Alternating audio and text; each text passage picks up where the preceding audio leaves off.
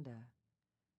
"You're Bridget Qualtrow's kid sister," he said, that being the first coherent remark that came to his mind, and immediately felt stupid. She laughed, glancing back over her shoulder once, as if pursued. The sound of her nervous joy made the pit of Jake's gut quiver in a way that Malcolm's skill with the fiddle never could have done. "I'm Bridget Qualtrow's sister indeed, and I have a name of my own. It's Skye." She looked behind her again, and Jake caught sight of a scowling young soldier, watching both of them with narrowed eyes.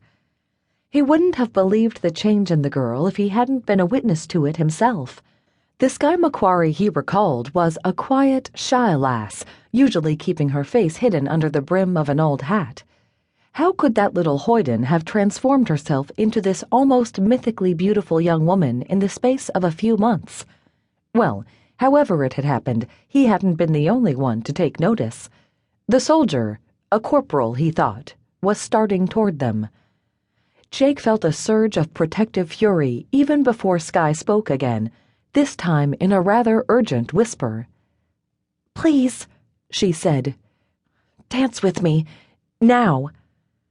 The dim light of the lanterns flickered in her hair, danced in her eyes, threw shadows across her breasts. He took her into his arms and began to imagine things no gentleman should. He swallowed, flushed. "Is that man bothering you?" he asked.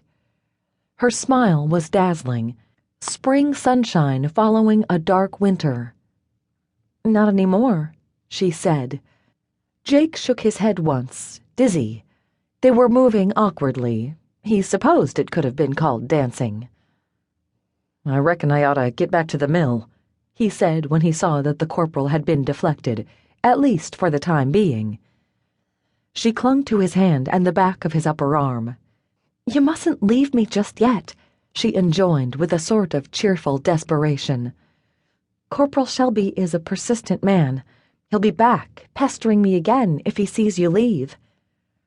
Her brother-in-law, Trace Qualtrow, certainly could have protected her adequately, as could Shaw, her cousin by marriage. Jake wondered briefly why she had turned to him instead, decided he was flattered, and put the question out of his mind. "All right," he said lamely, for he was no hand with women, and he never had been.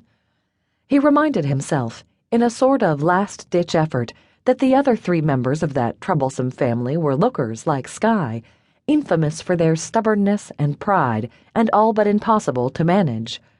While Jake had put his disappointment over losing Christy behind him, for the most part, anyhow, and bore no grudges, he was about as inclined to have truck with another McQuarry female as a snake-bitten man would be to hand-feed a rattler.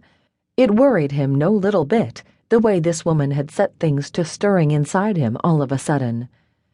She'd noticed his underlying discomfort with the situation. That was plain by the pink in her cheeks, but she didn't show him any quarter. That, too, was a McQuarry trait. No, she simply squared those fine shoulders and stood her ground, figuratively speaking. "We have something in common, Mr. Vigil," she said as Malcolm began to fiddle up a lively melody, accompanied now by a prospector with a washboard and a lumberjack blowing into an empty jug. "Besides knowing Christy, I've been tracking that wild bay stallion up in the hills, and Trace tells me you have too. Well, you might as well know, it's only fair and honorable to tell you, that I plan on getting to him first."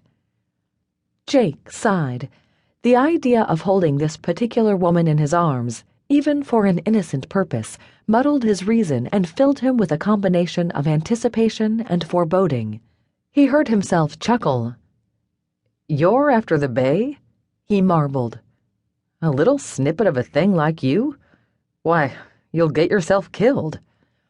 Her cheeks flamed and her chin went up a notch. She stiffened a little, there in his arms, and his left hand went of its own accord to rest upon the small of her back, while the fingers of his right closed more tightly around hers. "I can ride as well as anybody in the state of Nevada," she said. "Man or woman, side saddle or astride." "Well, you ought to take up some womanly pursuits," he advised. "Maybe sewing, cooking."